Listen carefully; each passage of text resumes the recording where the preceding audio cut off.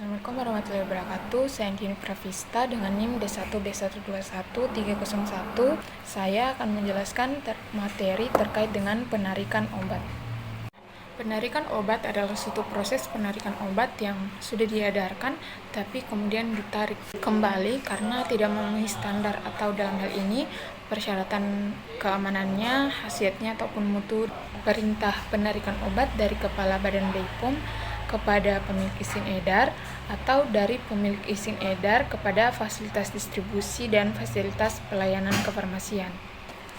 Nah, ini adalah salah satu adanya informasi terbaru tentang penarikan obat antihipertensi, yaitu irbesartan. Ini karena ditemukan pengotor nitrosodietilamid pada bahan baku irbesartan. Nah, mana ini diproduksi oleh Zhejiang China. Ini BPOM memberikan penjelasan tentang penarikan obat antihipertensi ini karena berdasarkan penelusuran BPOM itu terdapat obat antihipertensi irbesartan yang beredar di Indonesia dan menggunakan bahan baku yang berasal dari Zhejiang ini. Sehingga dalam rangka perlindungan terhadap kesehatan masyarakat, maka BPOM RI itu meminta kepada industri farmasi untuk melakukan penghentian produksi dan distribusi obat dan melakukan penarikan obat. Nah, yang mana pemilik izin edar ini wajib melakukan penarikan terhadap obat-obat yang tidak memenuhi standar dan persyaratan keamanan. Nah, baik dengan cara penarikan wajib atau dengan penarikan mandiri. Nah, penarikan mandiri sendiri itu merupakan penarikan oleh pemilik izin edar. Ini wajib menyampaikan informasi-informasi penarikan kepada Kepala BPOM. Informasi yang pertama identitas obat, yang kedua alasan penarikan, yang ketiga penetapan kelas penarikan dan jangkauan penarikan. Nah, jangkauan penarikan obat sendiri dilaksanakan pada yang pertama fasilitas distribusi yang meliputi PBF dan juga instalasi farmasi pemerintah. Yang kedua, fasilitas pelayanan kefarmasian ini meliputi apotek, instalasi farmasi rumah sakit, klinik ataupun pusat kesehatan masyarakat, dan yang kemudian tempat praktik mandiri, tenaga kesehatan dan masyarakat. Nah, untuk penarikan obat di sini rumah sakit harus membuat regulasi seperti standar prosedur operasional terkait dengan prosedur penarikan atau rekal perbekalan farmasi di rumah sakit.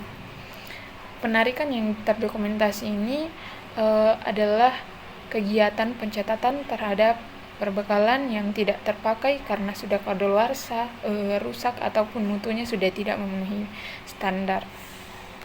Nah, yang mana tadi sudah dijelaskan bahwa penarikan perbekalan farmasi ini yang tidak memenuhi standar ini dilakukan oleh pemilik izin edar berdasarkan perintah penarikan oleh BPOM atau juga berdasarkan inisiasi sukarela dari pemilik izin edar. Selanjutnya terkait dengan pemusnahan perbekalan farmasi. Nah, pemusnahan obat ini adalah suatu tindakan perusakan atau pelenyapan terhadap obat ataupun kemasan yang tidak memenuhi standar atau persyaratan keamanan, khasiat dan juga mutunya sehingga tidak dapat digunakan lagi. Nah, pemusnahan obat ini dilaksanakan sesuai dengan ketentuan perundang-undangan dengan memperhatikan tidak menimbulkan penurunan kesehatan bagi manusia dan juga tidak mencemari lingkungan. Dan pemusnahan obat ini dilakukan oleh pemilik izin edar yang disaksikan oleh petugas dan membuat berita acara pemusnahan.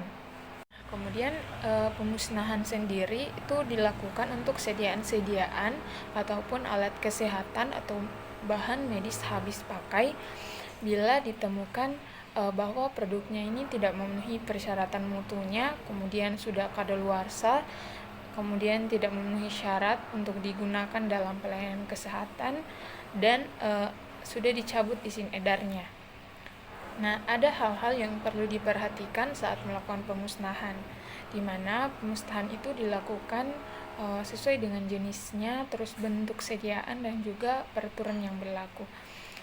Untuk pemusnahan narkotika, psikotropika, dan juga prekursor ini dilakukan oleh apoteker dan disaksikan oleh Dinas Kesehatan Kabupaten Kota dan dibuat berita acara pemusnahan. Nah, jika pemusnahan obat ini dilakukan oleh pihak ketiga, maka instalasi farmasi itu harus memastikan bahwa obatnya telah dimusnahkan. Nah, jadi pelaksanaan pemusnahan obat ini wajib dilaporkan kepada Kepala BPOM dengan dilengkapi berita acara pemusnahan.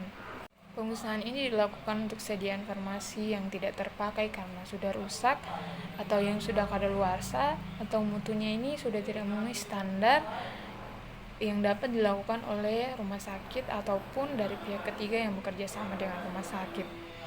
Tahapan pemusnahan itu terdiri dari yang pertama, dibuatkan dulu daftar sediaan farmasi yang akan dimusnahkan, baik itu alat kesehatan, sediaan ataupun bahan medis habis pakai. Setelah itu disiapkan berita acara pemusnahannya. Kemudian yang ketiga, mengkoordinasi jadwal, metode, dan juga tempat pemusnahannya, terus menyiapkan tempat pemusnahan dan melakukan pemusnahan sesuai dengan jenis dan juga bentuk sediaannya. Yang terakhir itu terkait dengan administrasi penghapusan. Ini merupakan kegiatan penyelesaian pada sediaan farmasi, alkes ataupun BMHP yang sudah tidak terpakai karena kadaluarsa, rusak, atau mutunya sudah tidak memenuhi standar dengan cara membuat usulan penghapusan sediaan farmasi dan alkes atau BMHP ini kepada pihak terkait sesuai dengan prosedur-prosedur yang berlaku. Sekian yang dapat saya sampaikan. Assalamualaikum warahmatullahi wabarakatuh.